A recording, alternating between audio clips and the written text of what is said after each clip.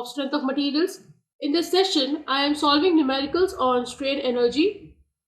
A prismatic steel bar of 500 mm length and 200 mm square cross-sectional area is subjected to direct compressive stress of 125 Newton per mm square. So let me write down the data.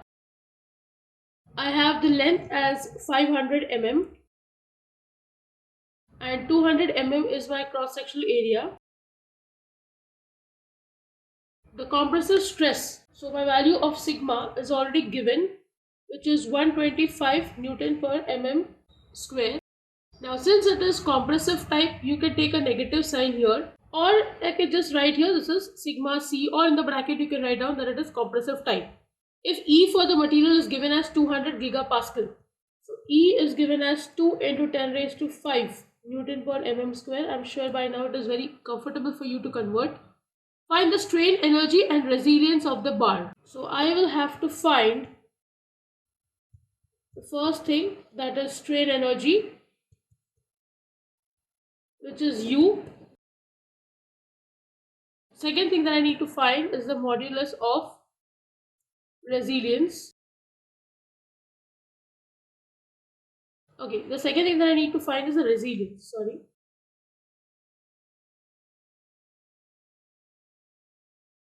Find also the modulus of resilience, which is my third point. If the stress at the elastic limit for the material in compression is given, which means my sigma E value is given as 200 Newton per mm square. For calculating modulus of resilience, we need sigma E value. That is also given to me. So this is a very simple problem. The first thing that I am calculating is U. The formula is sigma C square upon 2E into AL. All the values are given here. I'll just substitute 125 square upon 2 into 10 raised to 5. The value of A is given as 200, L is given as 500. When you solve this, you'll get the value of U as 3906.25 Newton mm. Please make sure you're writing Newton mm here, because all the units of the terms I have taken in Newton and mm. Next, I need to find resilience of the body.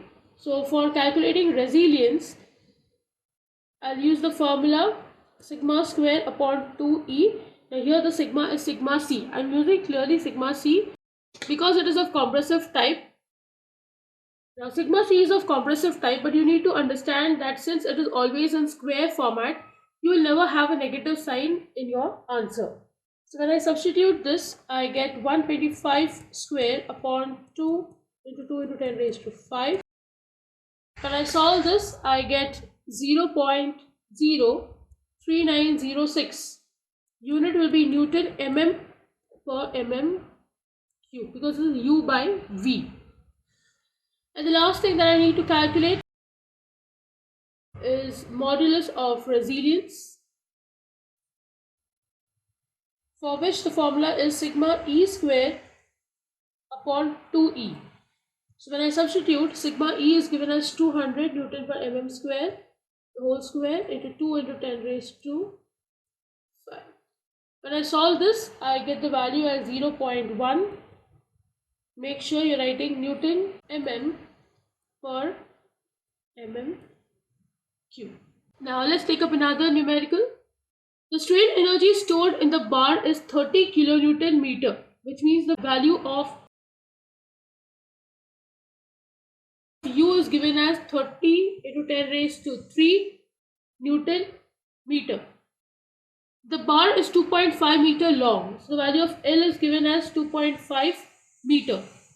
Now suppose if I want to convert everything into mm, this will be 2500 mm, and this would be 30 into 10 raised to 6 Newton mm, and 40 mm in diameter. So the value of D is given as 40 mm.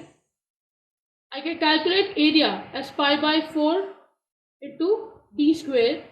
This will be 1256.637 mm square. That's what I obtained. Find the magnitude of gradually applied load. I need to calculate the value of P. E value is given as 2 into 10 raised to 5 Newton per mm square. So to find the value of Now let's use the formula of strain energy. U is sigma square upon 2E into AL. I know the value of U is 30 into 10 raised to 6. Let me leave sigma square as it is. This is 2 into 10 raised to 5. Value of area is 1256.637 into L is given as 2500. Now here I can also solve this sigma as P by A. So this will be P square upon A square. Now A square will be 1256.637 the whole square. And I have again 1256.637 into 2500 copied from here. And the remaining portion is 2 into 10 raised to 5. So it's 30 into 10 raised to 6. Now if you want to calculate sigma, if it is asked in the question, and then find the load, or it is not required to find sigma, so I am directly going for calculation of load by substituting formula. So I get the value of P as 2456 kilonewton. Let's take up another numerical. A prismatic bar of length 1 meter and having diameter of 10 mm. So what is given is the length L, which is 1 meter, and the diameter D is given as 10 mm. This will be 1000 mm if you want to convert. Subjected to an axial pull of 200 Newton. So P value is given as 200 Newton. If the diameter of the bar is increased by 10%, which means this value was D1, it is now D2, which is 10% more than this. So it is 10 plus 10 by 100 into 10. It is 10% of this value added to this value itself. So when I solve this, I will have 11 mm as the answer. What will be the percentage change in strain energy? So I need to find percentage change in the value of U. Before solving this, let me say that for diameter D1, say U1 is the strain energy, and for diameter D2, which means for the second case, say U2 is the strain energy. So I have to find percentage change in U, which will be U1 minus U2 upon U1 into 100. Okay, now you would start assuming how did I get this formula. Before that, I'll tell you U is sigma square upon 2E into AL. The sigma square is P square upon A square into AL upon 2E. So this area gets cancelled and one area remains in the denominator. Now, since area is in the denominator, the formula is pi by 4 d square. So here if I have 10 as the value, strain energy will be more as compared to the diameter D2, which is 11 mm, because that will make the value of U value smaller. So that's how I have taken higher minus lower value upon the initial value into 100. 100 will make it to percentage. Now let's solve this. U1 by using this formula will now be sigma 1 square into AL upon 2E. Area is A1.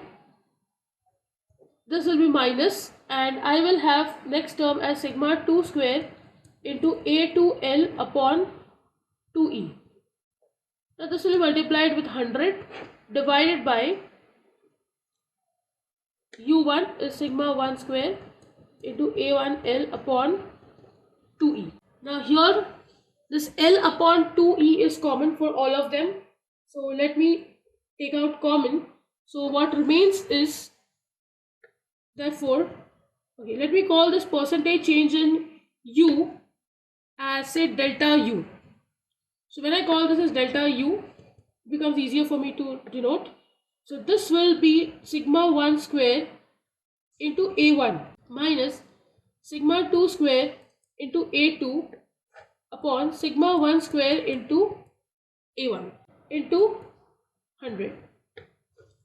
Now suppose if I divide both the terms by sigma 1 square upon A1, so what remains is 1 minus, this will be sigma 2 square into A2 upon sigma 1 square into A1 into 100. So this delta U will now be 1 minus, say I call this as sigma 2 upon sigma 1 the whole square into A2 by A1, this is another term, into 100. So for calculating sigma 1, the formula will be P upon A1, and for calculating sigma 2, the formula will be P upon A2. So let me substitute here. Therefore, this delta U, which is percentage change, will be 1 minus, this is P upon A2, sigma 2, into the sigma 1 will be P upon A1, and this is whole square into A2 upon A1 into 100. P term gets cancelled out. So I have 1 minus A1 by A2 the whole square into A2 by A1 into 100. Now here also 1 A1 and A2 term gets cancelled. So it is 1 minus A1 by A2 into 100. Now it is very simple to calculate A1 and A2 because I know the value of D1 and D2. I will substitute this as 1 minus pi by 4 into D1 square upon pi by 4 into D2 square into 100. So this pi by 4 gets cancelled. So I have 1 minus D1 square by D2 square into 100, which is 1 minus 10 square by 11 square into 100. So therefore I can write out delta U will be 11 square minus 10 square upon 11 square into 100. Now when I solve this, I get the value as 17.355%.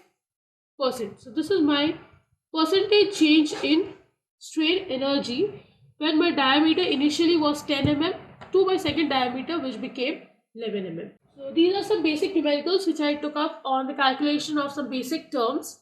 In the next session, we will see some more numericals. See you in the next session. Thank you.